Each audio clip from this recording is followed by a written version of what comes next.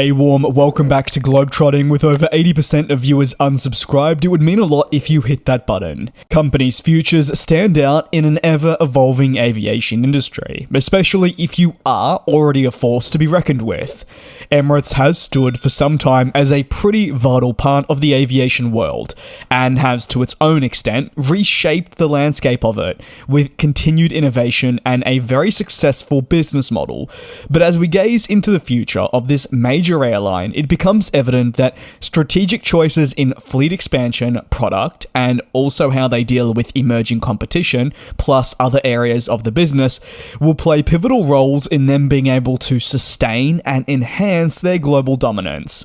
At the forefront of Emirates' future is their fleet, and that includes new additions such as the 777X, A350, and 787, representing what can only be described as a departure from the airline's previous historical reliance on the super jumbo, the A380. And in recent times, a more modest offering of just two aircraft types in a very simplified nature of flying. Introducing these twin-engined aircraft signifies a commitment to efficiency and an agile response to market demands, which Emirates does need to ensure that it can adequately respond to avoid falling behind. The Boeing 777X, with its long-range capabilities and also fuel efficiency, is poised to really become a workhorse for Emirates when it is slated to arrive in 2025. Simultaneously, the Airbus A350 and 787 will allow Emirates to explore new destinations and expand its global reach.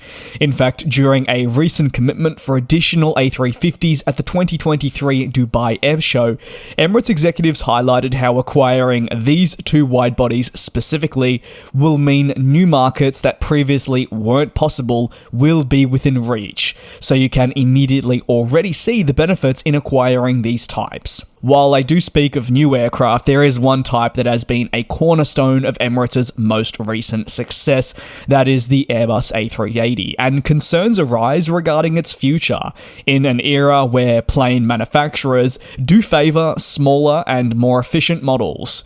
However, Emirates remains committed to keeping the A380 flying well into the early 2040s, leveraging the many advantages it has had right across its network for a prolonged period. It will likely also result in them being the last operator of the series. The primary challenge, though, actually lies in identifying a suitable successor to the A380. As the landscape has shifted towards more twin-engined aircraft, as touched on, Emirates does need to balance two key areas, that being capacity and efficiency, to find an adequate model. That is hard, though. The 777X, A350, and 787 are all promising next-generation planes, but they're not the A380. So therefore, a comprehensive mission to find a replacement to this does remain as what would arguably be Emirates' biggest investment. For now, though, it will maintain the freshness of the type through recent strategic announcements. It wants to use the plane for as long as possible, without straying too far away from an overall goal of maintaining a young fleet. Emirates has also been long synonymous with luxury, always evident through their fantastic advertisements, and a commitment to evolving their cabin products highlights a desire to grow customer satisfaction levels. With people buying plane tickets, especially in upper classes, you need to ensure as an airline that you are providing the best possible cabin product, and especially on par with competitors, if not better.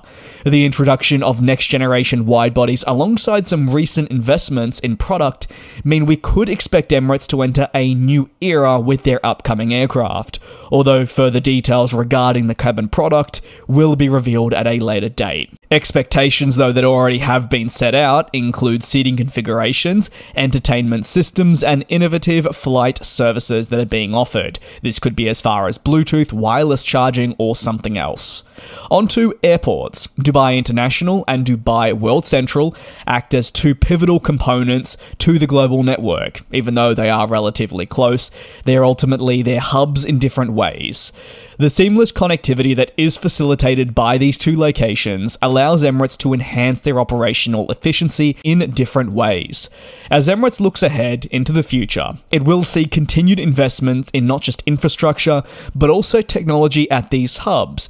This will all be essential if it does want to sustain its growth trajectory. We've seen this most recently at Dubai Central. While, yes, it isn't Dubai International and where the bulk of their passenger operations depart from, we will see new state-of-the-art facilities built, which will mean that maintenance, repainting, major checks, analysis, data entries, and much more will all be so much more simplified than ever before, which should lead to better operational efficiency, alongside a whole host of other benefits. Meanwhile, core business components such as Donata and maybe Emirates Sky Cargo, which do fly under the radar when you talk about Emirates, but their position within the industry is undisputed as massive, certainly adds versatility to the overall ecosystem, which has certainly benefited them over multiple years. By diversifying beyond passenger travel, the airline in a way mitigates some of the risks that it could face if it did deal with downturns in passenger capacity.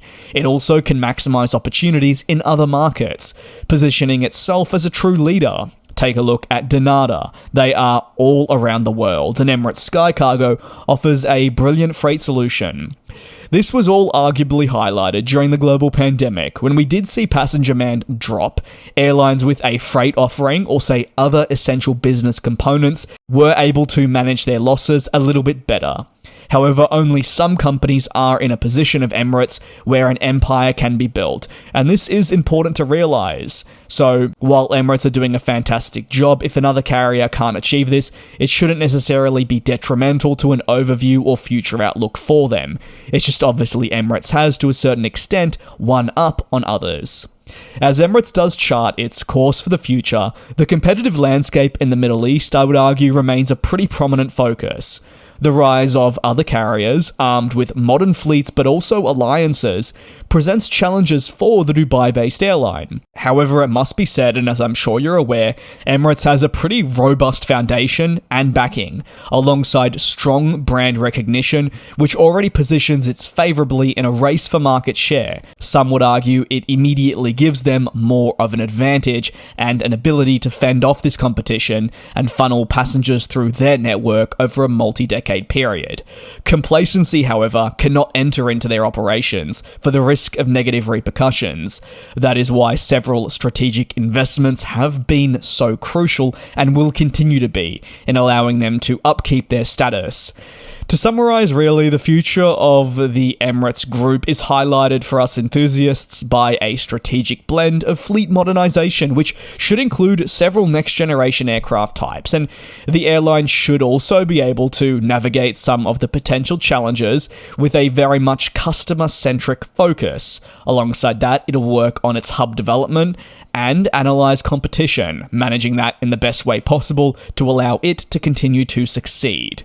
As the airline embraces some of the next-generation planes I touched on, it will not only address the needs of itself as a company and fleet replacement efforts, but put it in a position where it can reach new markets, even going as far as potentially addressing seasonal capacity. This was something highlighted by an executive and immediately sees people thinking about just where these aircraft could fly. Overall, this will pave a way for a pretty exciting future for the airline, with certainly a lot going for it. But remember, everything can collapse at a moment's notice. And for Emirates, they'll want to do everything in their power to maintain their position and, if anything, grow that with time. That is going to conclude today's analysis on the future of Emirates. If you'd like to see me cover other airlines' future in a similar manner, highlighting maybe 3 to 4 or 5 key points, you can let me know the suggestions down below and I'll do my very best to get to them. At the end of the day, there's no shortage on airlines to cover, and every story is different and equally fascinating. Thanks a lot for watching. Be sure to subscribe if you haven't already. It would certainly mean a lot. Please do take care, do also be safe, and I will see you next time.